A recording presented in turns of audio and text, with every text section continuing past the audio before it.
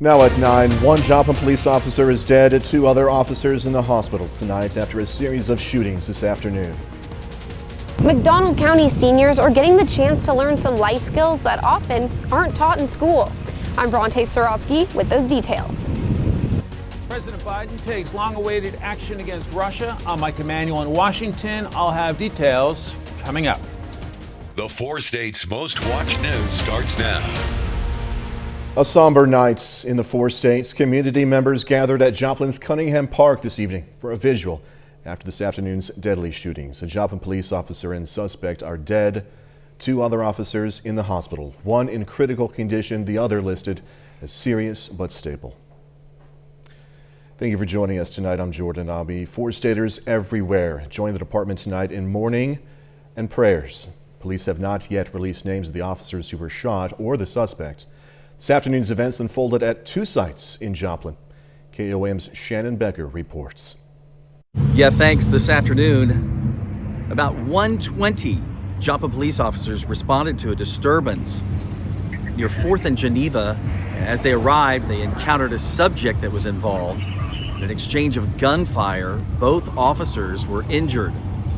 That suspect then fled in a Joplin police vehicle to a second location. Another exchange of gunfire in 9th and Connecticut. We learned the suspect was injured in that exchange of gunfire. No further threat to the public. And a third Joplin police officer was injured there as well.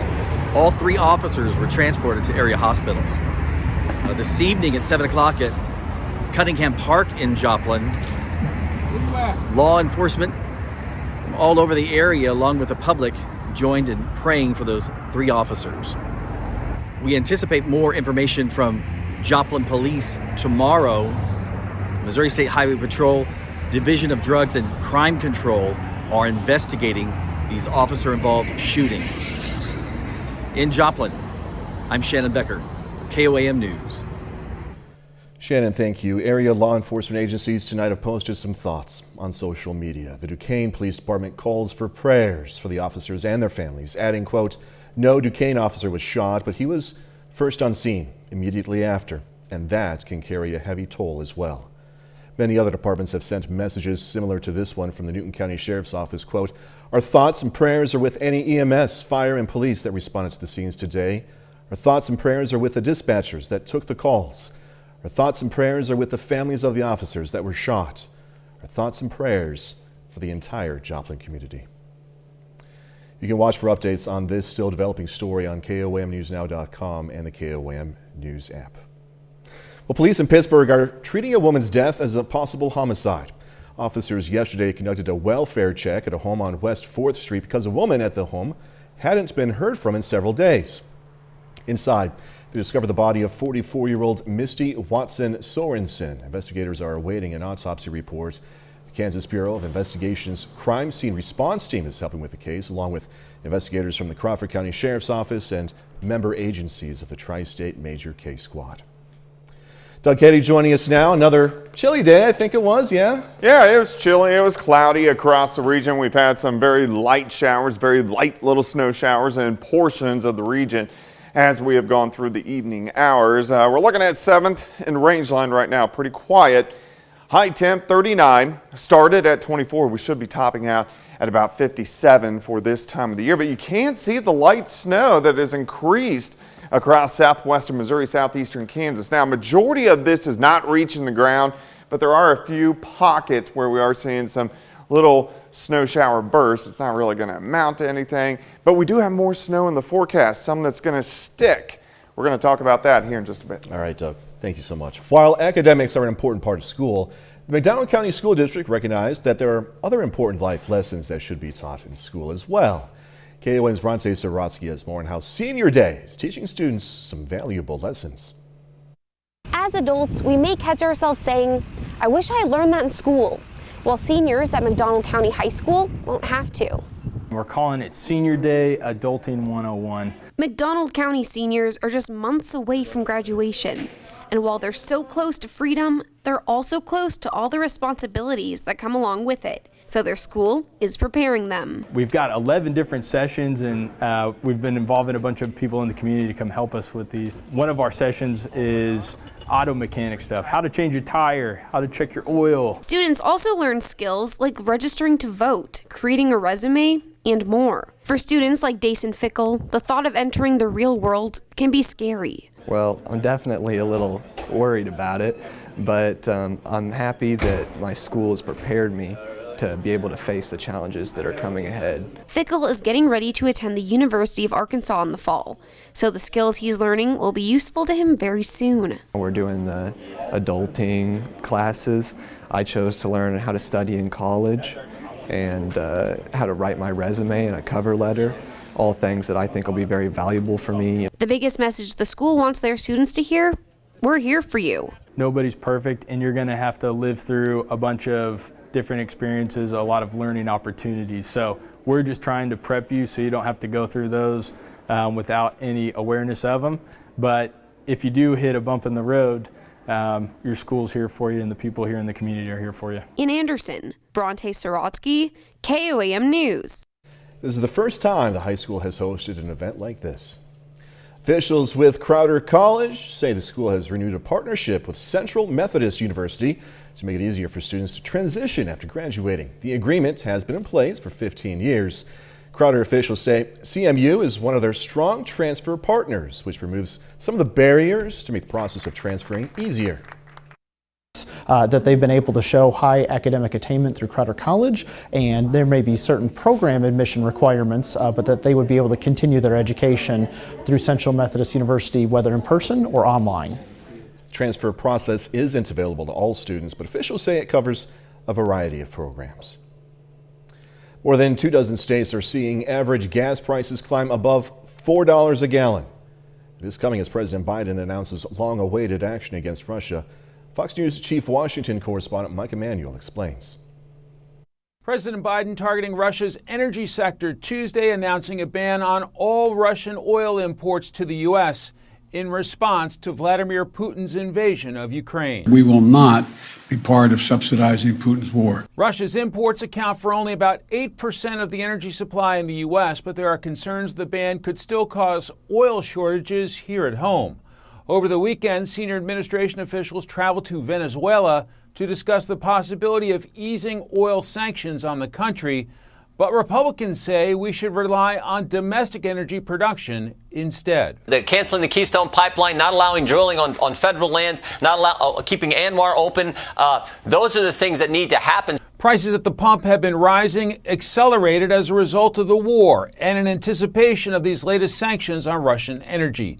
The nationwide average for a gallon of gasoline hit a record $4.17 Tuesday. There's people that have to support families and go to work. This should be a priority for people to have affordable gas. President Biden is cautioning the energy industry against excessive price increases, but warns the ban on Russian oil is likely to drive prices even higher. Defending freedom is going to cost. It's going to cost us as well in the United States. I'm going to do everything I can to minimize Putin's price hike here at home. Gas prices are also partly fueling inflation's 40-year peak, which could have political implications for the upcoming midterm elections. In Washington, Mike Emanuel, Fox News. Golden arches are going dark in Russia. McDonald's says it's going to close all of its 850 restaurants there in response to the country's invasion of Ukraine. The company will, however, continue to pay its 62,000 employees in Russia. It's also shuttered 100 of its locations in Ukraine and continues to pay those employees in Ukraine as well. The United States is working on a package that's going to provide Ukraine with well-needed aid, including weapons, food, and other supplies. This coming as the civilian death toll in the war continues to rise. UN officials warn the current humanitarian crisis is only going to get worse. Fox News correspondent Lauren Blanchard is in Poland near the Ukrainian border with more.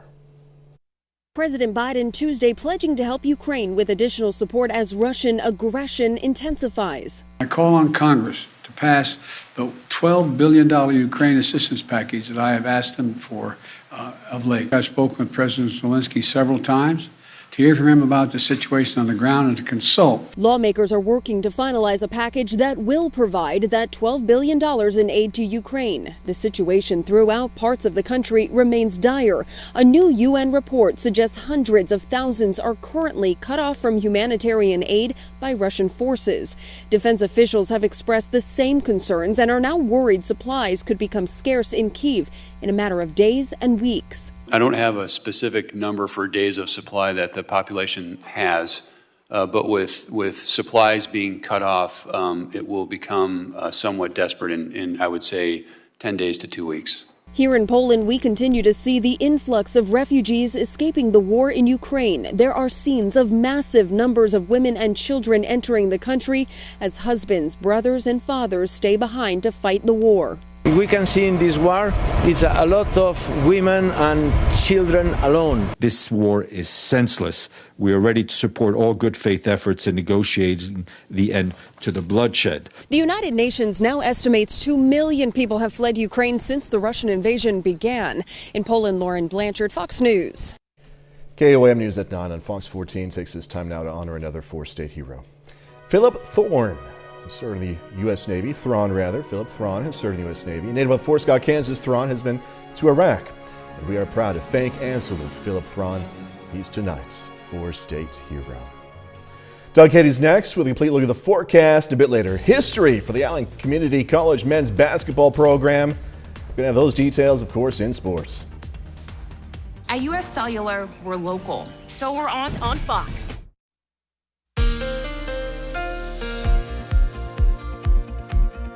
Well, it turned out to be another cold day for us today. A lot of clouds across the region. We have had a few showers, a few snow showers kind of spitting out there throughout the evening hours. Not causing much of an issue, but they're out there and they're going to continue at least over the next few hours and then start to wind down.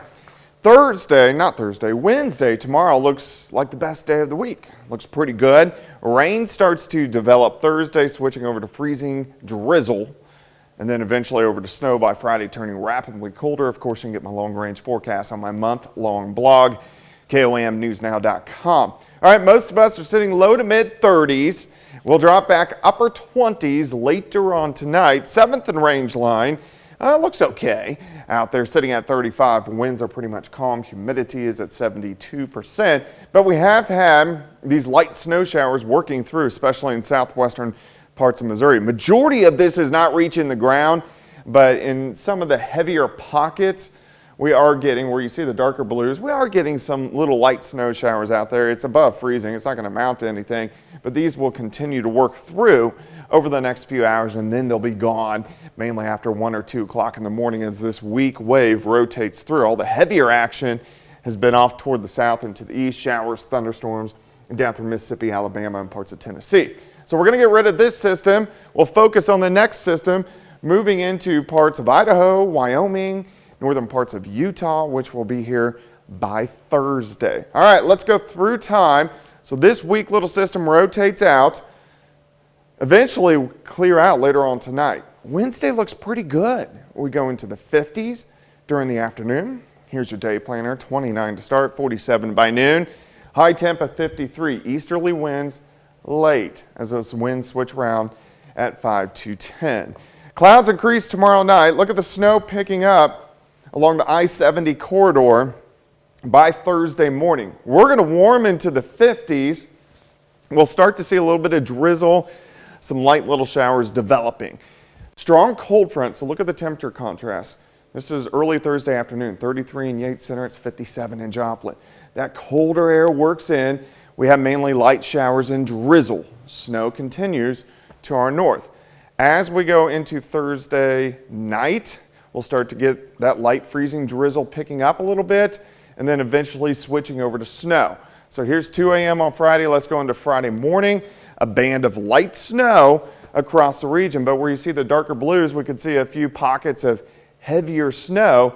This continues through Friday morning. Here's Friday at 1 p.m. and then finally starts to rotate out. I'm being really conservative on amounts right now. We'll fine tune us, especially as we get into tomorrow.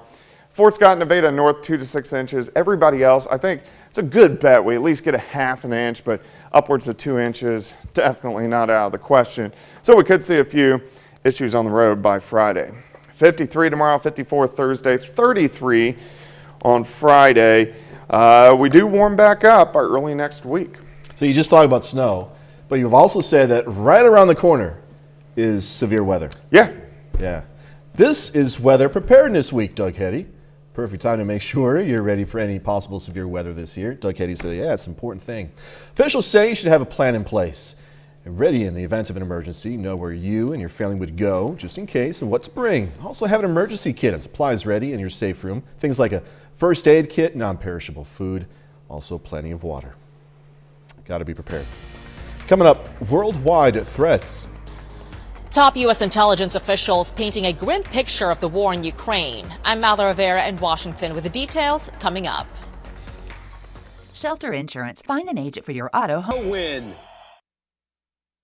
Children who have experienced a concussion are more at risk for mental health problems. A Canadian study of nearly 500,000 children and teens between the ages of 5 and 18 found that those who had sustained a concussion had a 40% higher chance of turning to self-harm or being hospitalized with psychiatric issues compared to young people who had just broken bones. Exposure to lead through gasoline may have cut the IQ scores of half of Americans in the last century. A new study from Duke University finds that exposure to leaded gas and car exhaust during childhood may have led to the loss of 800 million total IQ points since the 1940s. Study authors suggest that Americans born before 1996 may be at greater risk for lead-related health problems like accelerated brain aging. Well, top U.S. intelligence officials testified on Capitol Hill today, answering questions about global threats and Russia's war, in particular in Ukraine. Fox News correspondent Madeline Rivera has these details from Washington. As Russian forces encircle Kyiv, threatening to cut off access to food and water, senior U.S. intelligence officials warn the crisis is about to become even more dire. With supplies being cut off, it will become somewhat desperate in, I would say, 10 days to 2 weeks. But the Russian military is suffering major losses too, depriving Moscow of a quick victory. Officials told the House Intelligence Committee what they've learned after nearly 2 weeks of war. They estimate 2,000 to 4,000 Russian soldiers have died in Ukraine. Still, they believe President Vladimir Putin won't back down. We assess Putin feels aggrieved the West does not give him proper deference and perceives this as a war he cannot afford to lose. Lawmakers also pressed the heads of the CIA, FBI, NSA, DNI, and Defense Intelligence Agency about nuclear threats to the U.S. Would it be correct to characterize that likely your assessment is that the threat is increasing? I absolutely agree that the threat is increasing. However, while they call Putin's announcement to place his nuclear forces on high alert unusual, they say they have not seen changes to Russia's nuclear posture. We're not seeing something at this stage that indicates that he is doing something different than what we've seen in the past. The hearing took place the same day the intelligence community released its annual threat assessment, concluding that Russia doesn't want direct conflict with the U.S. and sees nuclear weapons as a deterrent. In Washington, Mallory Rivera, Fox News. Still ahead, truckers meeting with lawmakers. The People's Convoy meeting with a pair of Republican lawmakers as they fight for an end to COVID mandates and restrictions. I'm Alexandria Hoff in Washington, and I've got the details coming up. At 7 a.m. Leaders of the People's Convoy headed to Capitol Hill today as the trucks keep circling the Beltway. Fox News correspondent Alexandria Hoff has more now from D.C. We're not going anywhere. We're not gonna leave. Hundreds of trucks still circling the Beltway just outside of Washington as the People's Convoy protests against COVID-19 mandates and restrictions. On Tuesday, convoy leaders met with Republican Senators Ted Cruz and Ron Johnson to discuss their demands: an end to the COVID state of emergency, lifting all vaccine mandates, and accountability for lawmakers they say are responsible for COVID-related regulations. We're going to stay put. We're going to keep doing what we're doing until we start getting more meetings like we just had today. But it's not clear what they mean by accountability. Most of the mask and vaccine requirements have been lifted, though there are still federal mandates in effect for healthcare workers and those crossing U.S. land borders. But Cruz and Johnson claim the protest is more about ensuring individual freedom. And it's a byproduct of pent-up frustration following 2 years of lockdowns and restrictions. We have traumatized our society. We have had our freedoms taken away from us. Our response has not been a success. It's been a miserable failure. It's time to listen, and it's time to defend people's freedoms. It's still not clear if the truckers will head to Capitol Hill, but D.C. police say they're ready, partnering with the Secret Service and Capitol Police to make sure there are no disruptions to government operations.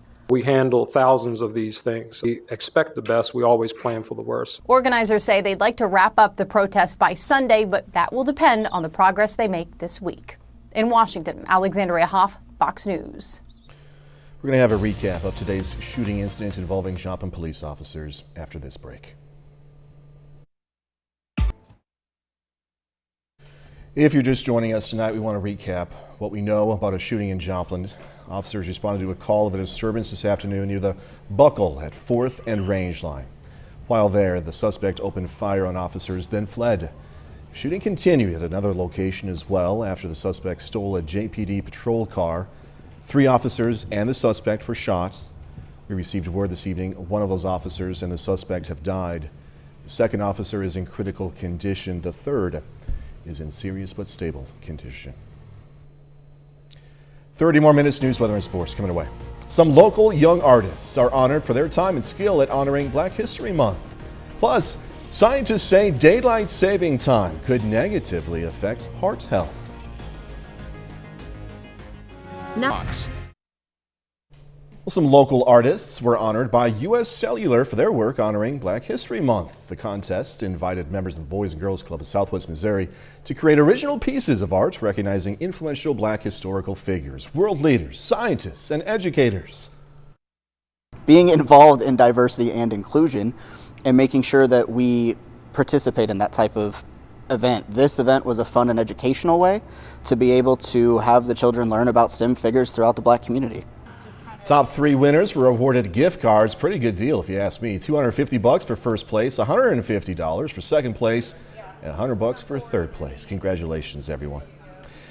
Piece of property at 2510 South Main Street in Joplin has sat empty ever since the 2011 tornado. Well, now it's buzzing with business once again after Brahms opened up its second store in Joplin. This is Brahms' 15th Missouri location, 304th store nationwide, though.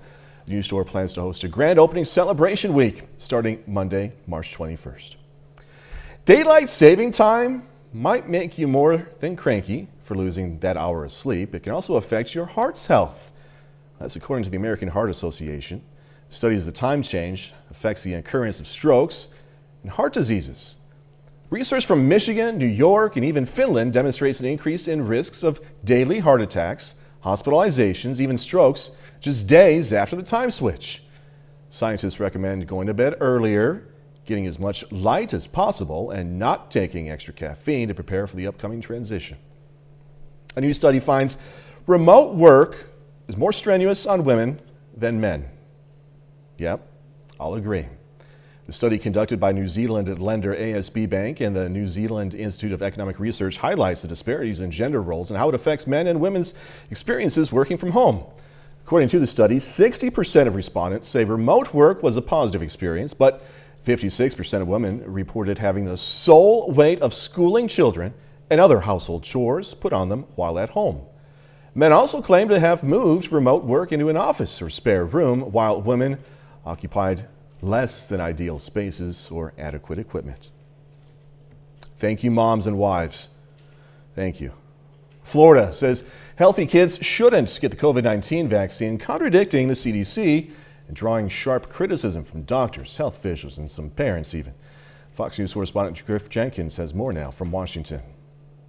The fight over COVID vaccines heating up as case numbers fall. We're now averaging about 42,000 new infections every day in the U.S., the lowest number since July. The progress prompting cities and states to drop vaccine mandates, but Florida is going a step further, recommending healthy children not get the COVID vaccine, a direct contradiction of CDC guidelines. Doctors and health officials say the move could result in another statewide surge, but Governor Ron DeSantis claims he's just just following the science. You have this lack of trust in the medical establishment and in the CDC and the politicization of those institutions, and that's not going to bode well for us as a society going forward. Another COVID battle is brewing further north in Chicago, where officials announced Monday masks will be optional in public schools starting next week, setting up a showdown with the teachers union, which has strongly opposed dropping the mandate, despite similar moves in other big cities like New York, where kids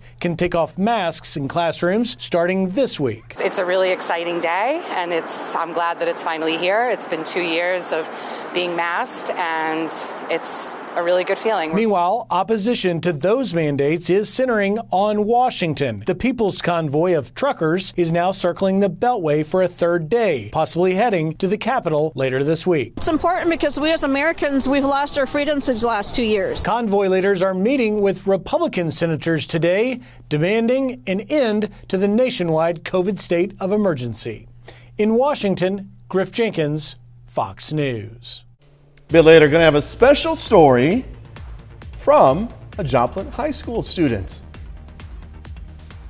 Looking for high quality and low.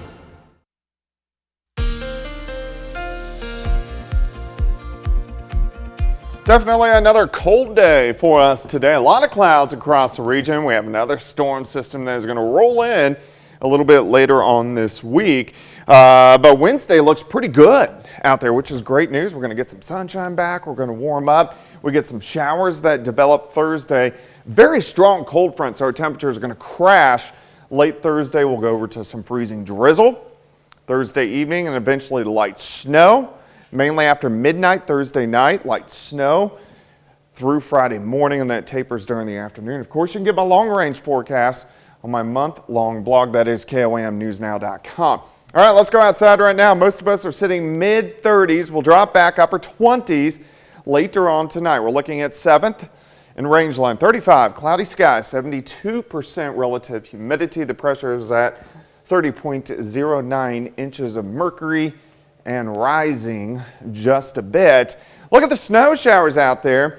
I've had a lot of comments of people saying on their weather app, it says snow showers, but it's not doing anything outside. The radar sweeps and it hits these snow showers, but most of them are evaporating before they hit the ground. Where you see the darker blues, we are getting a few of these light snow showers to reach the ground. Parts of Newton County down through Berry County and Lawrence County. All of this is just kind of light flurries, not reaching the ground. This wave is rotating out of here, and once we get this kind of back edge past us, the clouds will start to break up a little bit later on tonight. Next system waiting in the wings. That will start to affect us mainly late Thursday and then heading into Friday. All right, so eventually we clear out later on tonight. Partly sunny skies tomorrow, way better than what we have seen. Temperatures warmer, 47 by noon, high temp of 53. Tomorrow night, clouds continue to increase again. Look at the snow developing to our north. Heaviest snow looks to be from Salina, Topeka, Lawrence, KC as we go into Thursday. We're just going to see clouds and a few rain showers. Our northern counties will start to switch over to snow. Very strong cold front plows in. Late Thursday, temperatures will rapidly drop into the 20s. We'll have some freezing drizzle developing. Here's 5:30 on Thursday evening. We'll get a band of freezing drizzle, so we could get a glaze of ice Thursday evening, and then after midnight, we'll see a band of light, sometimes moderate snow. So here's 6 a.m. Friday. Snows all Friday morning. Friday afternoon, it starts to taper off. Accumulations I'm keeping on the light side. Right now, I think most of us, a half an inch is almost 100% bet. Upwards to 2 inches. There may be some isolated 3-inch amounts, but we'll tweak this over the next day or two. 53 tomorrow, 54, but dropping on Thursday.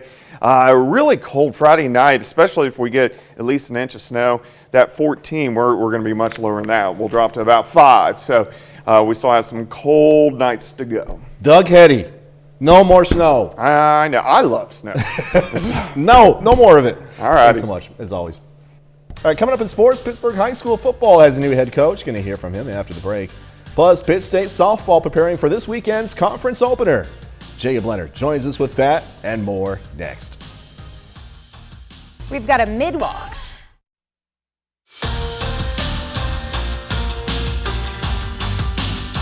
Pittsburgh High School football has found its next head coach. The school announced today that Josh Latimer will be the new leader of the program. Latimer currently serves as Pittsburgh's strength and conditioning coach. He's going to continue in that role in addition to being head coach. Latimer is a Pittsburgh State Hall of Famer and served as the Gorillas' defensive line coach from 2017 to 2020. He's also got head coaching experience leading the Ellsworth Community College program in 2013. Now here's Latimer on his new gig with the Purple Dragons. It means the world to me.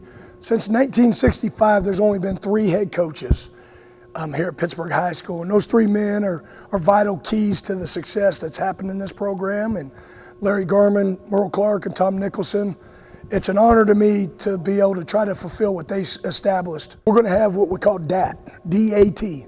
We're going to have discipline, we're going to be accountable, and we're going to be tough. And that's how we're going to approach each game. It's going to be hard-nosed football because that's all I know. The Allen Community College men's basketball team has made some history this week. The Red Devils are headed to the NJCAA Division II tournament for the first time in program history. The team had a watch party and found out today they'll be the 9 seed in the bracket and will face 8th seeded Lakeland in the first round in Danville, Illinois next Tuesday. Allen earned its spot in the national tournament by winning a regional title over Johnson County last weekend. The Red Devils are 27-5 overall and are ready to get to Danville to take aim at a national title.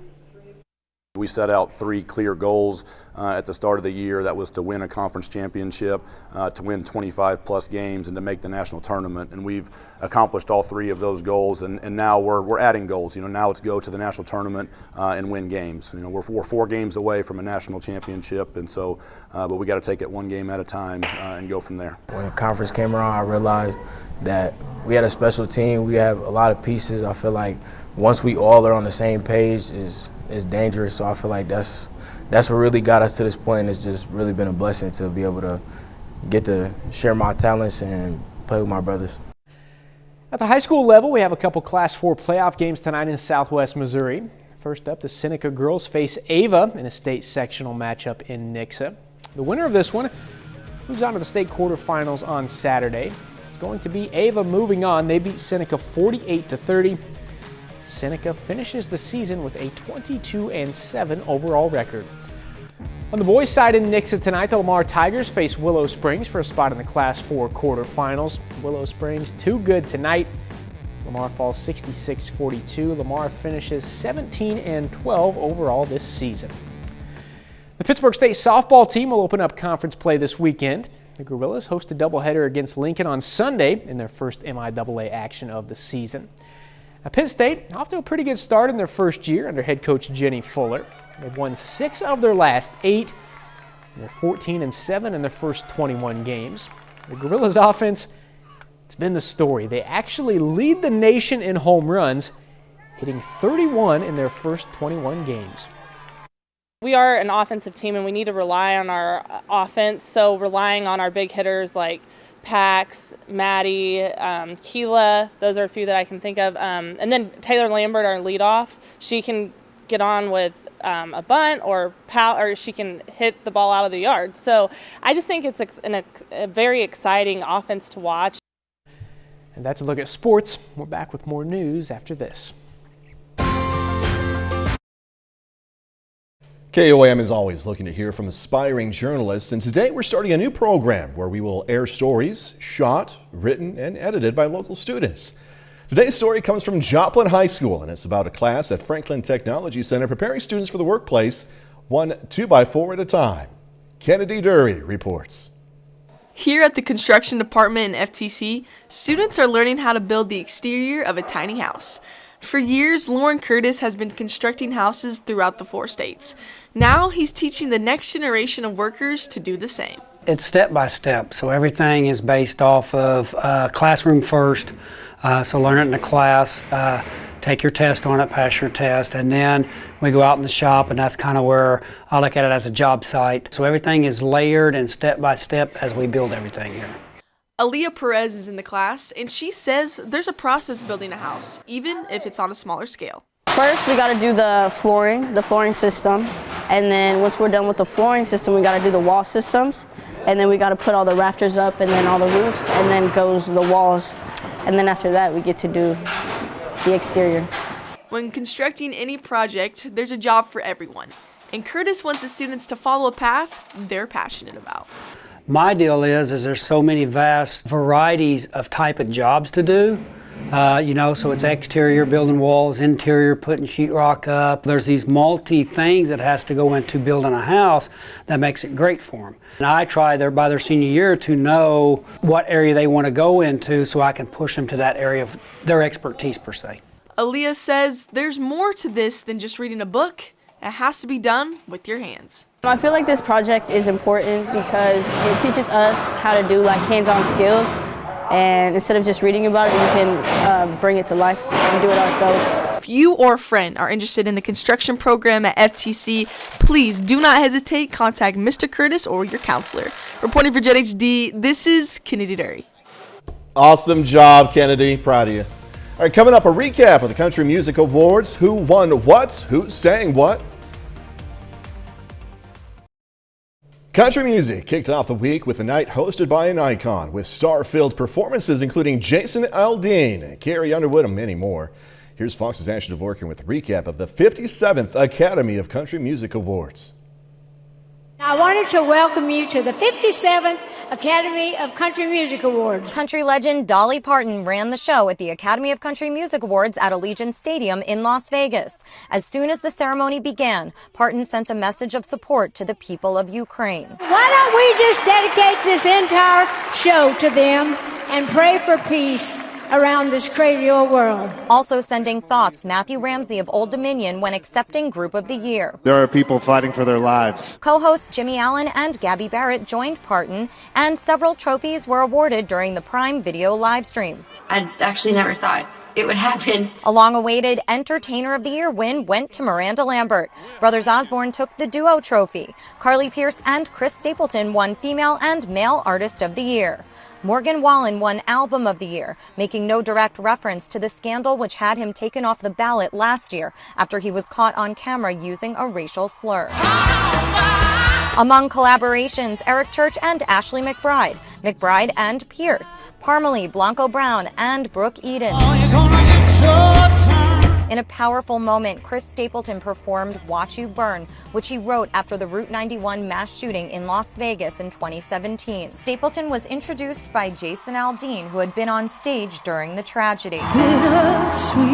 Kelly Clarkson did a tribute for Dolly, and Big Dreams and Faded Jeans. Dolly sang from her new album, I Praise the Lord. Plus, Breland, Luke Bryan, Kane Brown, Aldean, and Carrie Underwood, and many more entertained. There was even a 35-minute block of music, making up an award show of pretty much non-stop performances. In Hollywood, Ashley Dvorkin, Fox News. And that's our time for tonight. Thanks so much for joining us.